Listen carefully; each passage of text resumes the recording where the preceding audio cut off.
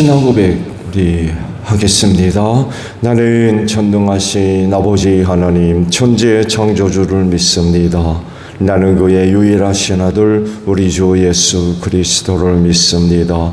그는 성령으로 잉태되어 동정녀 마리아에게서 나시고 본디오 빌라도에게 고난을 받아 십자가에 못 박혀 죽으시고 장사된 지 사흘 만에 죽은 자 가운데서 다시 살아나셨으며 하늘에 오르시어 천능하신 아버지 하나님 우편에 앉아 계시다가 거기로부터 살아있는 자와 죽은 자를 심판하러 오십니다. 나는 성령을 믿으며 거룩한 공교회와 성도의 교제와 죄를 용서받는 것과 몸의 부활과 영생을 믿습니다. 아멘. 찬송가 95장이에요.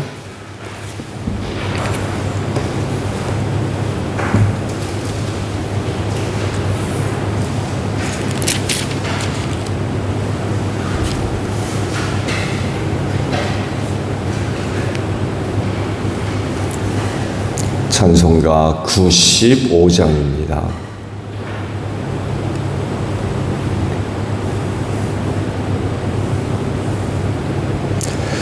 나의 기쁨 나의 소망 되시며 나의 생명이 되신 주 밤낮 불러서 찬송을 드려도 늘 하신 마음뿐일세. 나의 사모하는 선한 목자는 어느 것 다른 동산에 양의 무리와 늘 함께 가셔서 기쁨을 함께 하실까. 길도 없이 거친 넓은 들에서 갈 길 못 찾아 애쓰며 이리저리로 헤매는 내 모양 저 원수처럼 하도다. 주의 자비롭고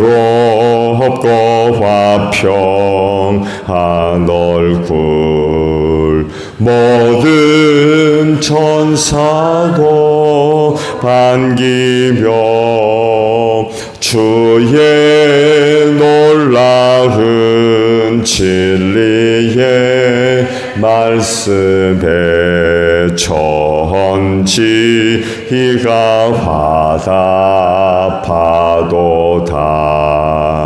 나의 진정 사모하는 예수님 음성조차도 반갑고 나의 생명과 나의 참 소망은 오직 주 예수 뿐일세. 아멘. 말씀을 봅니다. 에스겔서 47장 1절에서 12절까지 말씀을 봅니다. 그가 나를 데리고 다시 성전 문으로 갔는데 보니 성전 정면이 동쪽을 향하여 있었는데 문지방 밑에서 물이 솟아나와 동쪽으로 흐르다가 성전의 오른쪽에서 밑으로 흘러내려가서 제단의 남쪽으로 지나갔다. 또 그가 나를 데리고 북쪽문을 지나서 바깥으로 나와 담을 돌아서 동쪽으로 난 문에 이르렀는데 보니 그 물이 동쪽 문의 오른쪽에서 솟아나오고 있었다. 그가 줄자를 가지고 동쪽으로 재면서 가다가 천자가 되는 곳에 이르러 나더러 물을 건너보라고 하시기에 건너보니 물이 발목에까지 올라왔다. 그가 또 재면서 가다가 천자가 되는 곳에 이르러 나더러 물을 건너보러 가기에 건너보니 물이 무릎까지 올라왔다. 그가 또 재면서 가다가 천자가 되는 곳에 이르러 나더러 물을 건너보라고 하기에 건너보니 물이 허리까지 올라왔다. 그가 또 재면서 가다가 천자가 되는 곳에 이르렀는데 거기에서는 물이 내가 건널 수 없는 강이 되었다. 물이 불어서 헤엄을 쳐서나 건널까? 걸어서 건널 수 있는 물은 아니었다. 그가 나에게 말하였다. 사람아, 내가 이것을 자세히 보았느냐? 그런 다음에 그가 나를 강가로 다시 올라오게 하였다.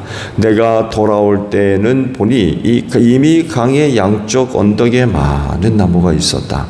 그가 나에게 일러 주었다. 이 물은 동쪽 지역으로 흘러나가서 아라바로 내려갔다가 바다로 들어갈 것이다. 이 물이 바다로 흘러 들어가면 죽은 물이 살아날 것이다. 이 강물이 흘러가는 모든 곳에서는 온갖 생물이 번성하며 살게 될 것이다. 이 물이 사해로 흘러 들어가면 그 물도 깨끗하게 고쳐질 것이므로 그곳에도 아주 많은 물고기가 살게 될 것이다. 강물이 흘러가는 곳이면 어디에서나 모든 것이 살 것이다. 그때에는 어부들이 고기를 잡느라고 강가에 늘 늘어설 것이다. 어부들이 엔게디에서부터 에네글라임에 이르기까지 어디에서나 그물을 칠 것이다. 물고기의 종류도 지중해에 사는 물고기의 종류와 똑같이 아주 많아질 것이다. 그러나 사해의 진펄과 갯벌은 깨끗하게 고쳐지지 않고 계속 소금에 절어 있을 것이다.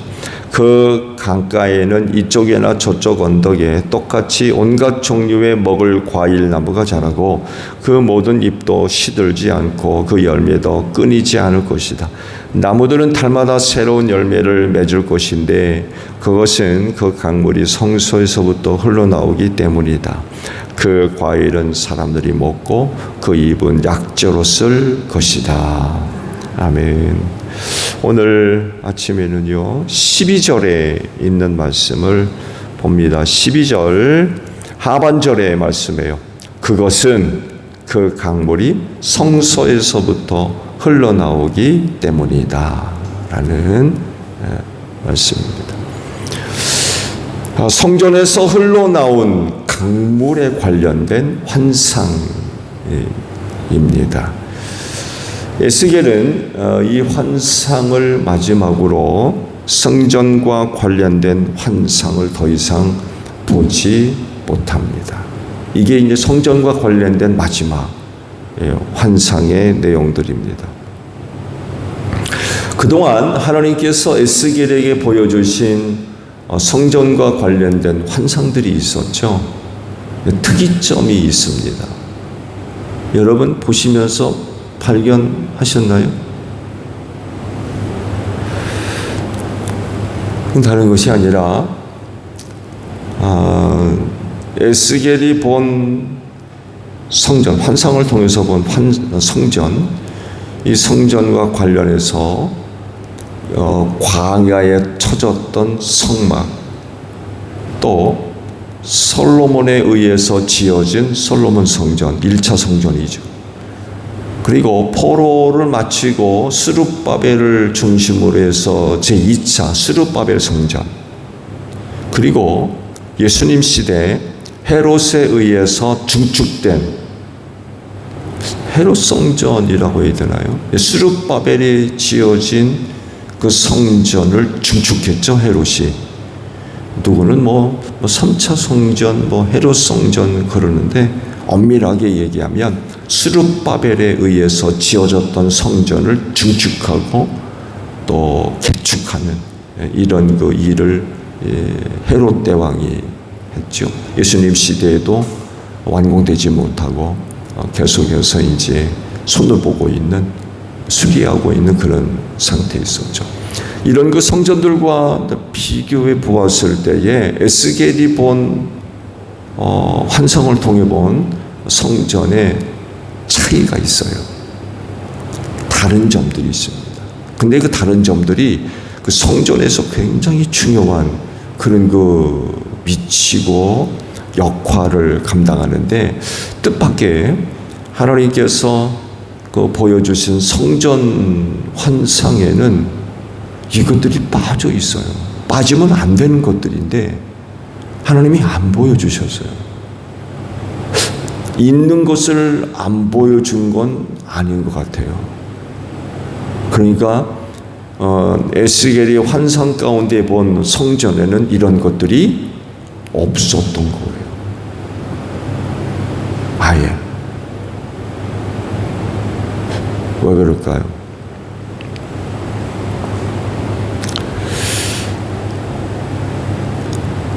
에스겔이 본 성전 환상은요, 전통적으로 알려진 그런 그 일반 성전과는 달라요. 특이점을 찾아보면요, 휘장이 없습니다. 휘장이 뭐죠? 성소와 지성소를 나누는 그 역할을 하거든요. 아시듯이 성소까지는 제사장이 들어갑니다. 근데 지성소 안으로만은 못 들어갔어요. 1년에 한 번 대속죄일에 대제사장 외에는 아무도 못 들어갔습니다. 이거를 구분했던, 성소와 지성소를 구분했던 휘장이 에스겔이 본 환상 속에는 없어요. 희한하죠? 없습니다.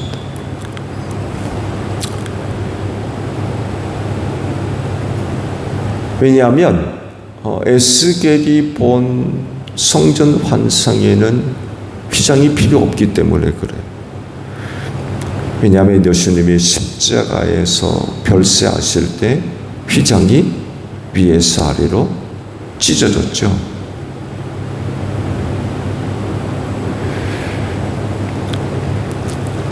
떡상이 없습니다. 떡상. 이유는 예수님이 생명의 떡이셨기 때문에 그래요. 등대가 없습니다. 성전이 어두웠기 때문에 등대로 불을 켜서 24시간 성소안을 환하게 비췄거든요. 근데 등대가 없어요. 왜 그럴까요? 예수님이 등대이셨기 때문에 그래요. 빛이셨기 때문에.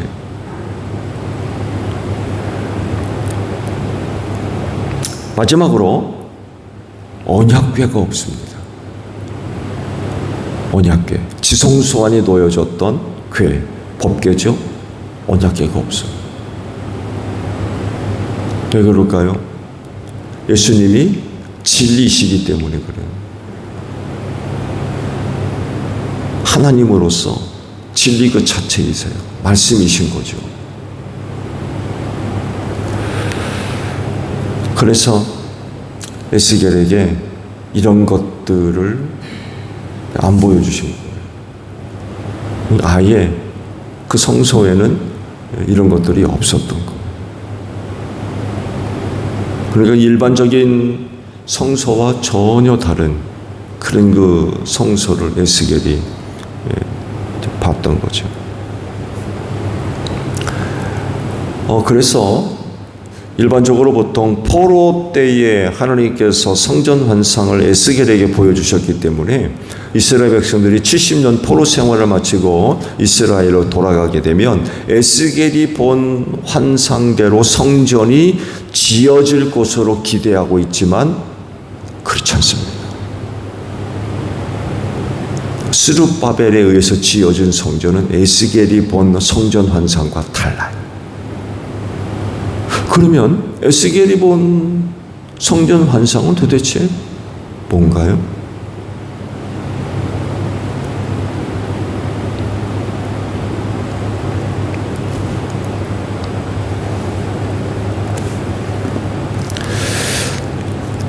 오늘 아침에 보신 말씀의 내용들은 그 성전에서 흘러나온 큰 강물과 관련된 환상을 보게 되죠. 성전 동쪽 문지방 밑에서 솟아나온 물이 사해까지 흘러가면서 큰 강을 이루어지는 것을 그가 봅니다. 천자씩 재면서 나아갈 때마다 그 강을 건너보라고 그러죠. 제일 처음에는 발목으로 찼다가 천자쯤 지난 다음에 다시금 무릎, 그 다음에 허벅지, 허리, 나중에는 건널 수 없는 그런 깊은 강이 되었다라고 말씀을 하고 있죠. 그리고 그 강가에는 수많은 과일나무가 있어서 매달 새로운 열매를 맺고 그 잎은 시들지 않았다고 그러시죠. 사람들이 그 나무, 과일나무에서 나는 과일을 먹고 그 잎은 치료로 사용되는 그런 그 역할을 한다고 말씀을 듣습니다. 놀라운 것은요, 그 강물이 들어가는 곳마다 죽은 물이 살아난다, 이런 그 말씀을 하세요. 그리고 강이 흐르는 곳에는 온갖 생물이 번성하고 물도 깨끗해지고 물고기가 많이 살고 모든 것이 산다, 이런 말씀을 하세요. 이유가 뭐예요? 그 물이 어디에서 나와요? 성소에서 나왔기 때문에. 성소에서 나왔기 때문에 그 물로 인하여 모든 것들이 산다, 생명을 얻는다는 얘기죠. 그런 그 놀라운 말씀을 하십니다. 이런 그 말씀들을 볼 때에 에스겔이 본 성전 환상은 이 세상에서 지어질 성전이 아니라는 것을 금방 알아차리실 겁니다. 그럼 언제 이 성전이 완공될, 지어진다고 생각할 거냐라고 할 때에 바로 하나님의 나라에서 완성될 성전으로 성경학자들이 해석을 해요. 꽤 말씀을 드린 대로 휘장도 없고 떡상도 없고 등대도 없고 법궤도 없고, 이게 다 예수 그리스도께서 떡이 되시고 빛이 되시고 말씀이 되시고, 그렇기 때문에 더 이상 그런 것들이 필요하지 않다는 거죠. 이런 성전이라고 그러면 언제 이 성전이 이런 성전이 지어질 거냐라고 할 때에 아마 하나님의 나라에서 완공될 성전을 에스겔이 본 게 아니냐, 이렇게 이제 해석들을 좀 많이 하고 있습니다. 그런데요, 이 환상을 볼 때 우리의 시선을 예수님에게로 돌려놓게 되죠. 왜냐하면 예수께서 하신 말씀들이 있기 때문에 그렇습니다. 요한복음 7장에 있는 말씀을 보게 되면 명절 끝날에 예수님이 벌떡 일어나셔가지고 큰 목소리로 이렇게 외치셨다고 그러죠. 목마른 사람들은 다 내게로 와서 마셔라. 나를 믿는 사람은 성경이 말한 바와 같이 그 배에서 생수가 흘러나리라. 그런 그 말씀을 하셨어요. 요한복음 2장의 말씀을 보게 되면 성전과 관련해서 이런 말씀도 하셨어요. 너희가 이 성전을 헐라 내가 사흘 동안에 일으키리라. 이런 말씀도 하셨어요.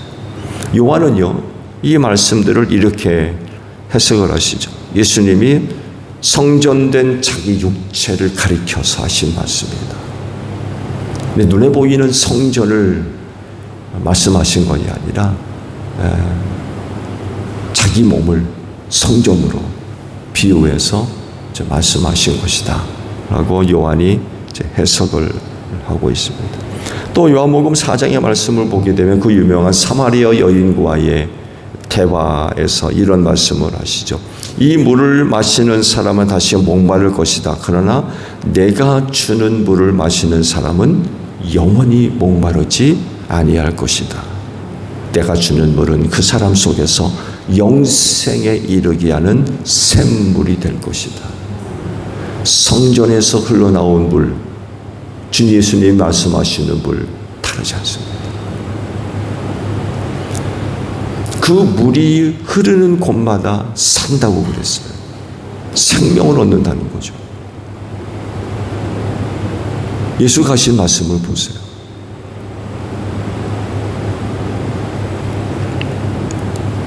내가 주는 물을 마시는 자마다 영원히 목마르지 않을 것이다. 생수죠. 사람을 살리는 물. 그 물을 우리 예수님이 주시겠다는 것.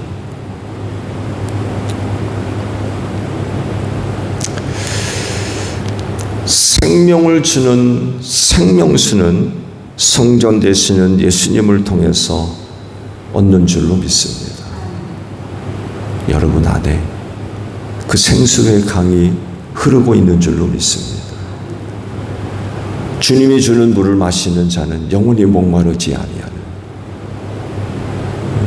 영원한 생명을 누리는 거죠. 이 은혜를 여러분들이 받으신 줄로 믿습니다. 다시는 목마르지 않는다. 생수죠. 생수.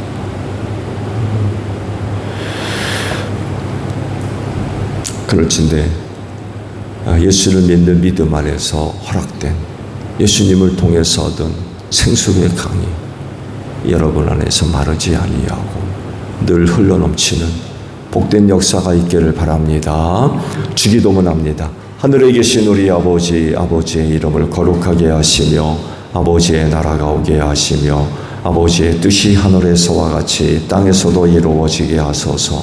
오늘 우리에게 일용할 양식을 주시고 우리가 우리에게 잘못한 사람을 용서하여 준 것 같이 우리 죄를 용서하여 주시고 우리를 시험에 빠지지 않게 하시고 악에서 구하소서. 나라와 권능과 영광이 영원히 아버지의 것입니다. 아멘. 기도하겠습니다.